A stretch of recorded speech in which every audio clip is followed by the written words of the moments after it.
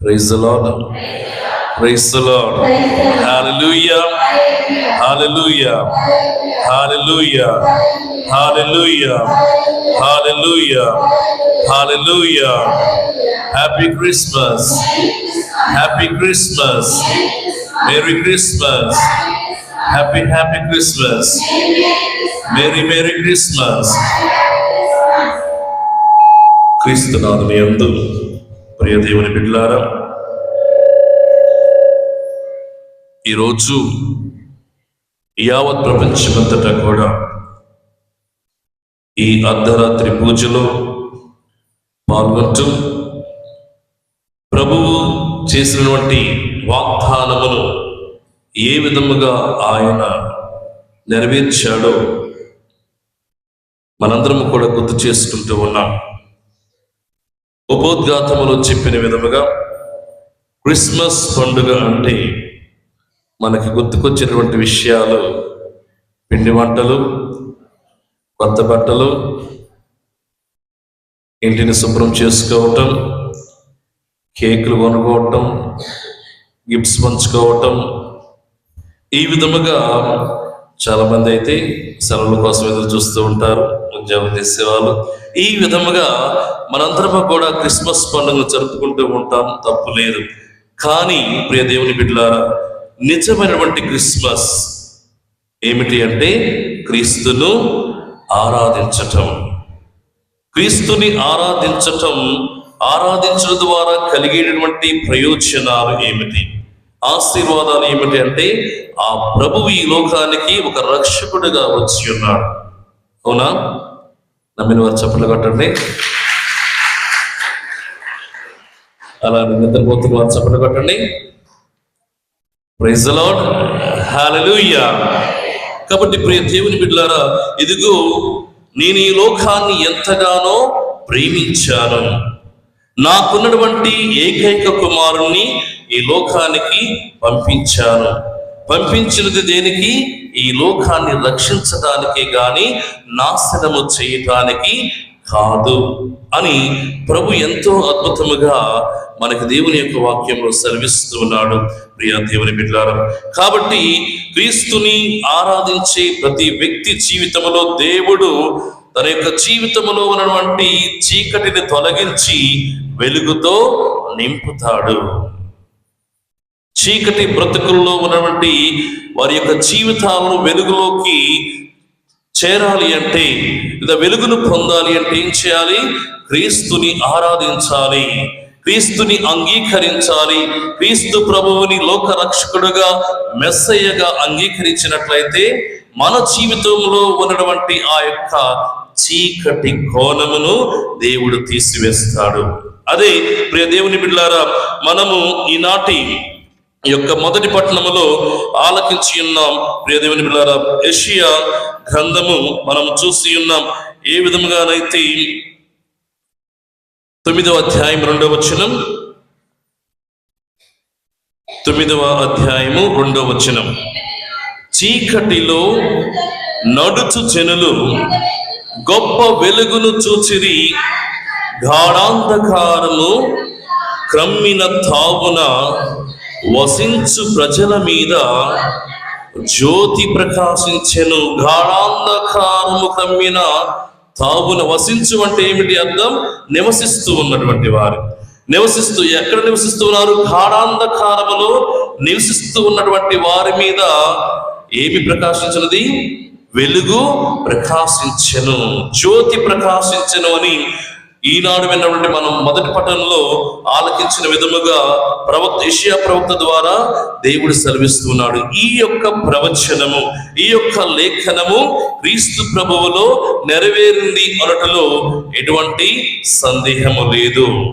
ఇదిగో ఈ లోకమునకు వెలుగును నేనే, నన్ను అనుసరించువాడు అంధకారమున నడవడు. Praise the Lord. హల్లెలూయా. కాబట్టి ప్రియ దేవుని బిడ్డలారా, ఆ వెలుగును మనం పొందాలి అంటే, ఆ చీకటిని మనం విడిచిపెట్టాలి అంటే, పాపపు జీవితాన్ని మనం విడిచిపెట్టాలి. ముందుగా పాపపు బుద్ధులైతే ఏమైతే మనలో ఉన్నాయో వాటిని మనము విడిచిపెట్టినప్పుడు ఖచ్చితంగా మనము వెలుగు బిడ్డలుగా గుర్తించబడతాం. ఇది సత్యం ప్రియ దేవుని బిడ్డలారా. కాబట్టి ఈ రోజు మనం విన్నటువంటి ఈ యొక్క వాక్యం ద్వారా చీకటిలో నడుచు జనులు వెలుగును చూశారు. క్రీస్తు ప్రభు రాకతో చాలా మంది జీవితాల్లో అద్భుత కార్యాలు చేశాడు. గురుడి వారు చూడగలిగారు, నడవలేనటువంటి వారు నడవగలిగారు, పాపపు జీవితంలో జీవిస్తూ ఉన్నటువంటి వారికి వారు పశ్చాత్తాపడ్డారు, పరిశుద్ధమైన జీవితం వైపు అడుగులు వేశారు.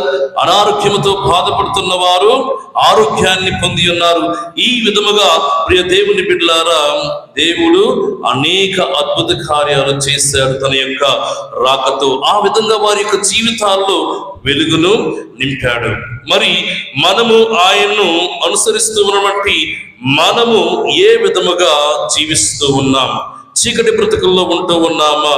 ఇతరులకు వెలుగుగా మనం జీవిస్తూ ఉన్నామా లేదా అని ఆత్మపరిశీలన చేసుకోవాలి. క్రీస్తు ప్రభు వెలుగుగా ఈ లోకంలోనికి అడుగు పెట్టాడు.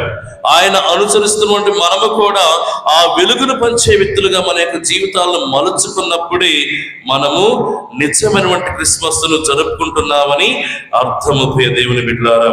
లేదంటే నామకేవాస్, నామకార్థపు క్రిస్మస్ గా మన యొక్క జీవితంలో ఈ సంవత్సరం కూడా ఒక క్రిస్మస్ మిగిలిపోతూ ఉంటుంది. కాబట్టి ప్రియ దేవుని బిడ్డలారా, ఆయన క్రీస్తు ప్రభు ఏ విధముగానైతే ఈ లోకములో అడుగు పెట్టి మనందరినీ కూడా రక్షించడానికి మన యొక్క పాపాలను తన యొక్క భుజములపై వేసుకుని మనకు వెలుగును అందించి ఉన్నాడో, ఆయన బిడ్డలమైన మనము కూడా అదే మార్గాన్ని ఎంచుకున్నప్పుడే నిజమైనటువంటి క్రైస్తవులుగా గుర్తించబడతాం.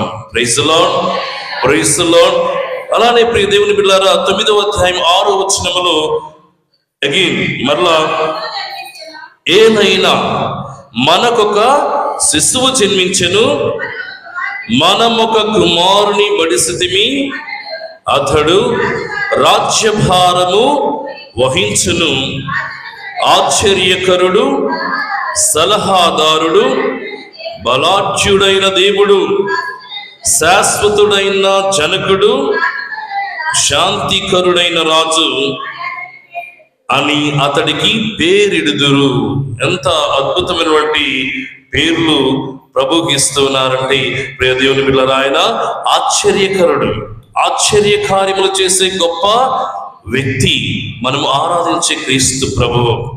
మన జీవితాల్లో కూడా మనం ఊహించని విధంగా దేవుడు మనల్ని ఆశీర్వదిస్తూ ఉన్నాడు. మన జీవితాల్లో అద్భుత కార్యాలు చేస్తూ ఉన్నాడు. ఆనాడు క్రీస్తు ప్రభు అనేక మంది జీవితాల్లో ఆశ్చర్యకరమైనటువంటి సంఘటనలు చేశాడు. అలానే ఈ రోజు మన జీవితంలో కూడా మనము ఆయన్ని ఆరాధించినప్పుడు, ఆయన్ని స్తుతించినప్పుడు మన జీవితంలో కూడా ఆశ్చర్యకరమైనటువంటి కార్యాలు మన జీవితంలో కూడా చేస్తూ ఉన్నాడు ప్రియ దేవుని బిడ్డలారా. అలానే ఆలోచనకర్త, ఎందుకంటే ఆయన యొక్క ఆలోచనలన్నీ కూడా పవిత్రముగా ఉంటాయి. అందుకని మన ఆలోచనలు ఎప్పుడైతే పవిత్రముగా ఉంటాయో ఖచ్చితంగా మన యొక్క పనులు కూడా పరిశుద్ధముగా ఉంటాయి అన్నట్లో ఎటువంటి సందేహం లేదు. ఆ ప్రభువు, క్రీస్తు ప్రభువు ఒక గొప్ప ఆలోచనకర్తగా జీవించాడు కాబట్టి తన యొక్క జీవితంలో ఎప్పుడు కూడా ఎటువంటి పాపము చేయలేదు. ఆయన ఆలోచనలు పవిత్రమైనవి, పరిశుద్ధమైనవి కాబట్టి ప్రియ దేవుని బిడ్డలారా, ఒక గొప్ప పరిశుద్ధుడిగా, తండ్రి దేవునికి ప్రియమైనటువంటి కుమారుడిగా ఈ లోకములో జీవించాడు. అలానే ఇంకొక పేరు బలవంతుడైన దేవుడు. ఏ విధంగా బలవంతుడు? అనేకమైనటువంటి శోధనలు వచ్చినప్పటికీ కూడా వాటిని ఎదుర్కొనగలిగాడు. సాతాను ఒక 3 మంచి అవకాశాలను ఇస్తూ ఉన్నది, ఆఫర్స్ ఇస్తూ ఉన్నది, కానీ వాటిని తిరస్కరించాడు.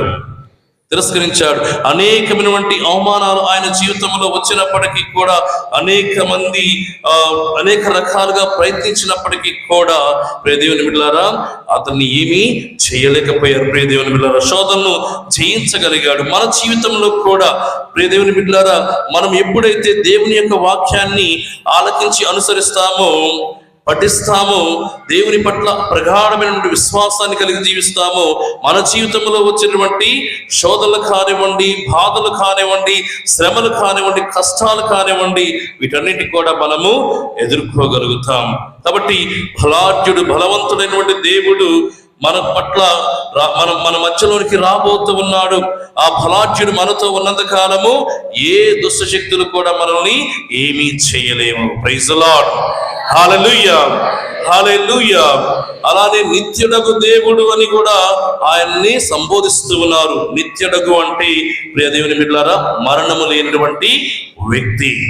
మరణము లేదు క్రీస్తు ప్రభువుకి, మరణము లేదు. మరణాన్ని కూడా జయించినటువంటి వ్యక్తి. ఇదిగో నేనే జీవమును, నేనే పునరుత్థానమును అని పలికినటువంటి ప్రభు రాబోతూ ఉన్నాడు, మన మధ్యలో జన్మించి ఉన్నాడు ఈ దినమున ప్రియ దేవుని బిడ్డలారా. కాబట్టి మనందరము కూడా ఆయన్ని అనుసరించినట్లయితే మనకు కూడా అటువంటి గొప్ప వరాన్ని దేవుడు అందిస్తాడు, నిత్య జీవం. మనందరం కూడా ప్రాకులాడుతూ ఉన్నది దేనికోసం? నిత్య జీవం కోసం. ఆయనతో జీవించాలి అనేది మన యొక్క తలంపు. కాబట్టి నిత్యుడగు తండ్రిని అనుసరించే ప్రతి ఒక్కరు కూడా నిత్య జీవాన్ని పొందుతారు. ఇది సత్యం ప్రియ దేవుని బిడ్డలారా. ఇదిగో నేనే పునరుత్థానమును అని పలికి ఉన్నాడు.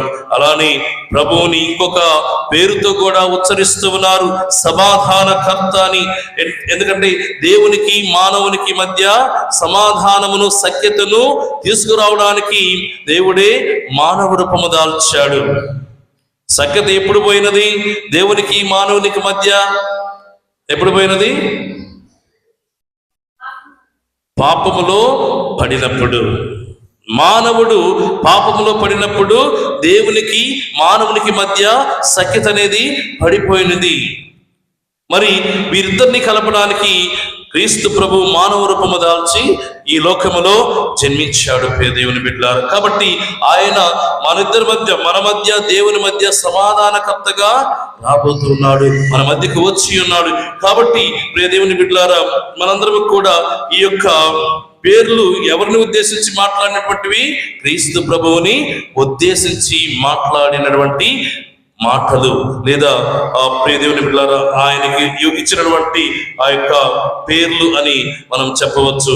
యెషయా గ్రంథము, ఆనాడు యెషయా గ్రంథములో పలికినటువంటి ప్రతి ఒక్క ప్రవచనము కూడా క్రీస్తు ప్రభువులో నెరవేరినది. ప్రియ దేవుని బిడ్డలారా, మనకు అనే పదము సాముఖ్యముగా వాడారు ప్రియ దేవుని బిడ్డలారా. నాకు అని ఇక్కడ వాడలేదు. మనకు ఒక రక్షకుడు, మనకు ఒక శిశువు జన్మించెను, మనమొక కుమారుని బడిసితిమి అని దేవుని యొక్క వాక్కు సెలవిస్తుంది. అయితే ప్రియ దేవుని బిడ్డలారా, ఇక్కడ మనం గమనించినట్లయితే మనకు అనేటువంటి యొక్క పదాన్ని వాడడం ద్వారా దేవుడు మనకి ఇస్తూ ఉన్నటువంటి సందేశం ఏమిటంటే, క్రీస్తు ప్రభువుని ఏదో ఒక మతానికో, ఒక కులానికో, ఒక ప్రాంతానికో, ఒక దేశానికో పరిమితము చేయకూడదు. ఆయన సకల జాతి జనులకు కూడా దేవుడు రారాజు ప్రియ దేవుని బిడ్డలారా. అందుకని ప్రవక్త ఆనాడే మనకు ఒక శిశువు జన్మించునని పలికి ఉన్నాడు. ప్రియ దేవుని బిడ్డలారా, యేసుక్రీస్తు ప్రభు అనేవాడు కొందరి వాడు కాదు, ఈస్ ఫర్ ఆల్, అందరి వాడు. Praise the Lord. హల్లెలూయా. నిద్రపోతున్న వారు చప్పట్లు కొట్టండి. Praise the Lord. హల్లెలూయా, హల్లెలూయా. చాలా శ్రద్ధగా ఆలకిస్తూ ఉన్నారు. 12 దాటిన టైం అయినప్పటికీ కూడా ఎంతో ఉత్సాహంతో, ఆనందంతో దేవుని యొక్క వాక్యాన్ని ఆలకిస్తున్నారు. అందుకే మత్తయి శుభవార్త 11వ అధ్యాయము 28-30 వచనములు. మత్తయి శుభవార్త, భారముచ్చి అలసి సొలసియున్న సమస్త జనులారా నా యొద్దకు రండు, నేను మీకు విశ్రాంతిని వసుగుదును. సమస్త జనులారా, ఆ పదం మనకు చాలా ముఖ్యము. భారమొచ్చే అలసి సొలసి ఉన్న గొల్లపురోలు జనులారా అని ప్రభువు పలకలేదు. భారమొచ్చే అలసి సొలసి ఉన్న వన్నెపోడి విశ్వాసులారా అని ప్రభువు పలకలేదు. సమస్త జనులారా అనుట ద్వారా ప్రభువు అందరి వాడు అన్నటువంటి సత్యాన్ని మనకి ఇక్కడ చాలా స్పష్టంగా అర్థమవుతున్నది ప్రియ దేవుని బిడ్డలారా. కాబట్టి మనము ఏ భారములో ఉన్నా కూడా, ఎటువంటి ఇబ్బందిలో ఉన్నా కూడా మన భారాన్ని తొలగించే శక్తి దేవునికి ఉన్నది. దేవునికి ఉన్నది. మనందరినీ కూడా రక్షించడానికి ఈ లోకంలో జన్మించాడే కానీ నాశనము చేయడానికి కాదు. ఈ సత్యాన్ని మనం ఎప్పుడు కూడా గుర్తు చేసుకుంటూ ఉండాలి. మనందరం తెలుసో తెలియకో పాపపు జీవితంలో పడుతూ ఉంటాం, కానీ ప్రభు మనకి ఎన్నో అవకాశాలు ఇస్తూ ఉంటాడు. తిరిగి నా బిడ్డ రాకపోడా నా చెంతకు అని దేవుని బిడ్డలారు. ఎందుకంటే ఆయన యొక్క దృష్టిలో ప్రతి ఒక్కరూ కూడా రక్షించబడాలి అనేది ఆయన యొక్క ఆకాంక్ష, ఆయన యొక్క కోరిక. ప్రియ దేవుని బిడ్డలారు, అందుకని ఈనాటి 2వ పట్టణంలో కూడా మనం చూసినట్లయితే పౌలు గారు తీతుకు రాస్తూ ఇంద్రియ నిగ్రహము కలిగి రుజు మార్గమున పవిత్రమైన జీవితమును గడపమని మనందరినీ కూడా ఆహ్వానిస్తూ ఉన్నాడు. ఇంద్రియ నిగ్రహము, మన యొక్క ఇంద్రియాలు ఎప్పుడైతే మన కంట్రోల్లో ఉంటాయో ఖచ్చితంగా మనము మంచి మార్గం వైపు అడుగులు వేస్తూ ఉంటాం. అవునా కాదా?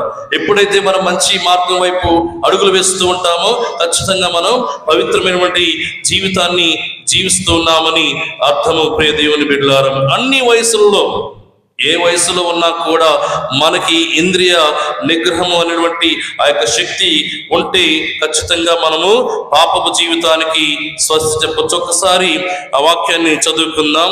పౌలు గారు తీతుకు రాస్తున్న లేఖ 11వ వచనం, 2వ అధ్యాయం 11వ వచనం.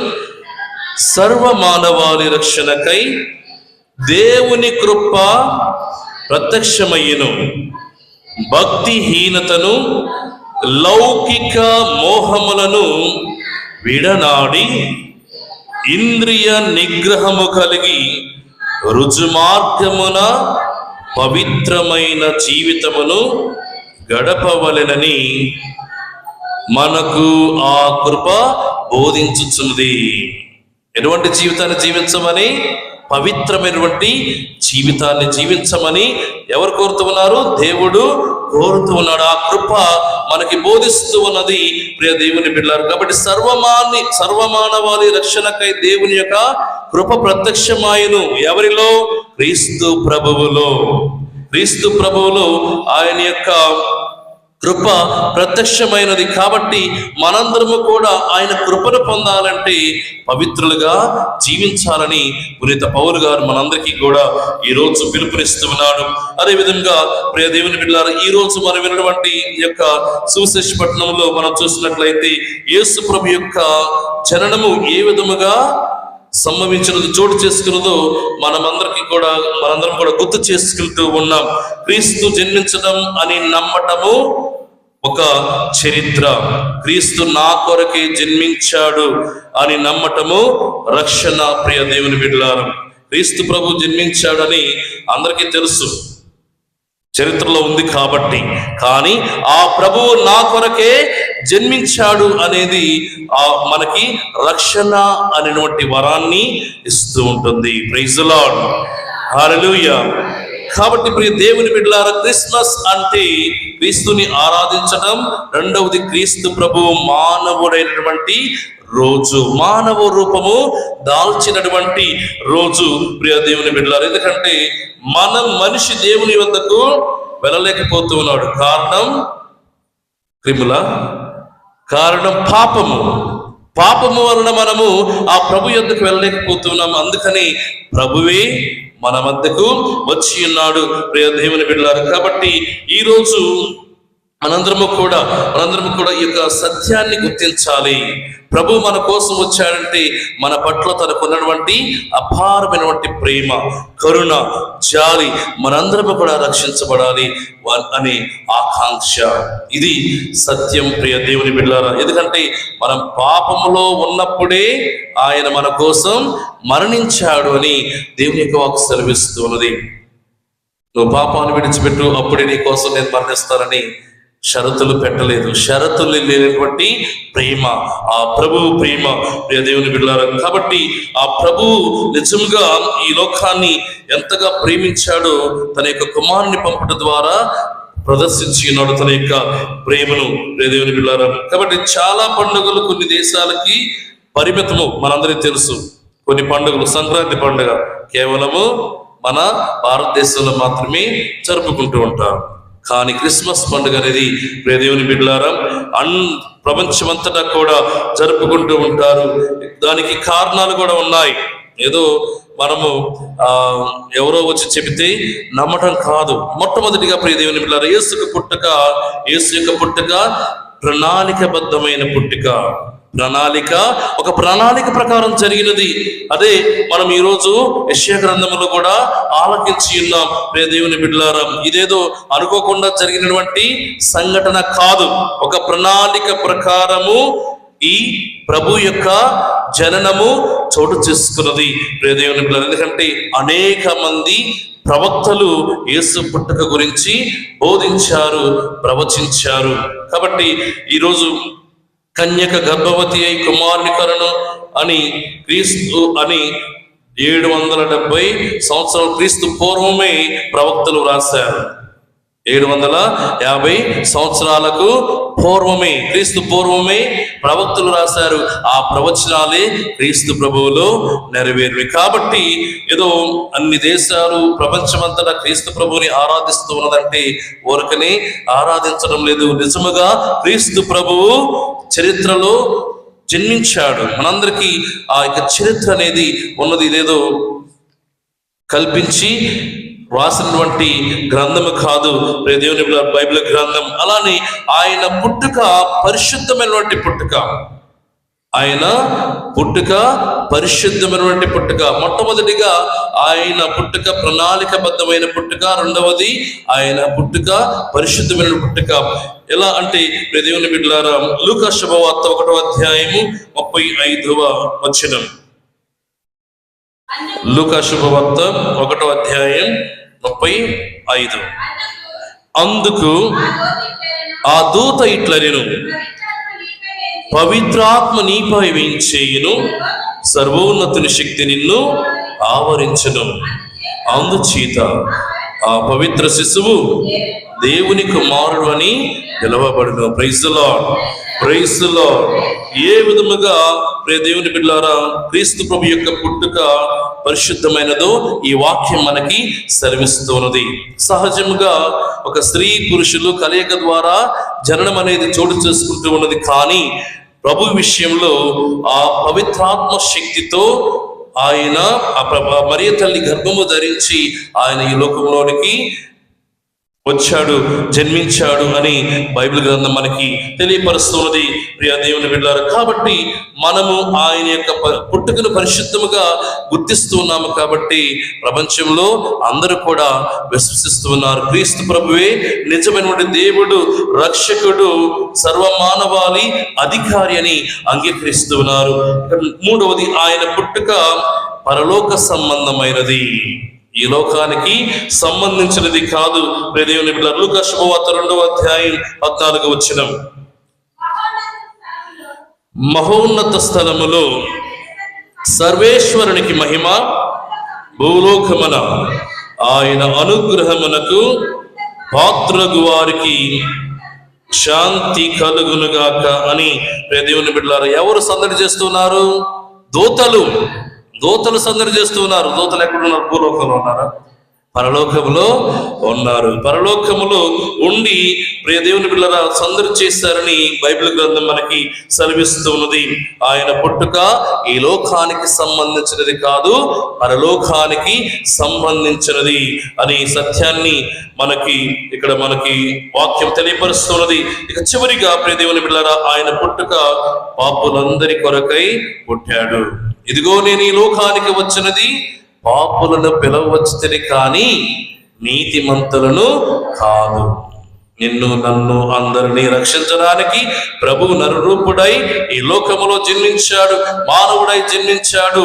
ప్రియ దేవుని బిడ్డలారా, మన పట్ల ఉన్నటువంటి ప్రేమను చూపించాడు. కాబట్టి ఈ 4 కారణాలను బట్టి ప్రపంచంలో అందరూ కూడా ఆ ప్రభువుని లేదా ఈ పండుగను ఆనందంతో సంతోషంతో జరుపుకుంటూ ఉన్నారు ప్రియ దేవుని బిడ్డలారా. కాబట్టి మనందరము కూడా ఇది కేవలం క్రైస్తవులకే కాదు, అనేక మంది అనేక మతాలకు చెందినటువంటి వారు కూడా క్రిస్మస్ పండుగను ఆనందముగా జరుపుకుంటూ ఉంటారు. ఎందుకంటే ప్రియ దేవుని బిడ్డలారా, నేను చేరుకోలేనటువంటి నా దేవుడు నేను వెదకి వెదకి వేసారిన ఉన్నప్పుడు నన్ను వెతుక్కుంటూ నా ప్రభువు నా వద్దకు వచ్చాడు మానవ రూపం దాల్చి. కాబట్టి అందుకే ప్రియ దేవుని బిడ్డలారా, 2000 సంవత్సరాల క్రితం ఈ భూమిపైకి ప్రభువు రూపము దాల్చి వచ్చాడు. తన యొక్క ప్రేమను, తన యొక్క శాంతిని, తన యొక్క కరుణను మనందరితో కూడా పంచుకున్నాడు. ఆ సంఘటనలు మనం ఈ రోజు జ్ఞాపకం చేసుకుంటూ ఆ బాలయేసు మన యొక్క హృదయములో మరలా జన్మించే విధముగా మన యొక్క హృదయాలను పరిశుద్ధపరచమని ఈ యొక్క క్రిస్మస్ పండుగను అర్థవంతముగా ఆనందంగా జరుపుకోవడానికి కావలసిన దీవెనలు, ఆశీర్వాదములు మనందరిపై కూడా కుమ్మరించమని ప్రత్యేకముగా ప్రార్థన చేద్దాం. పిత, పుత్ర, పవిత్రాత్మ నామమున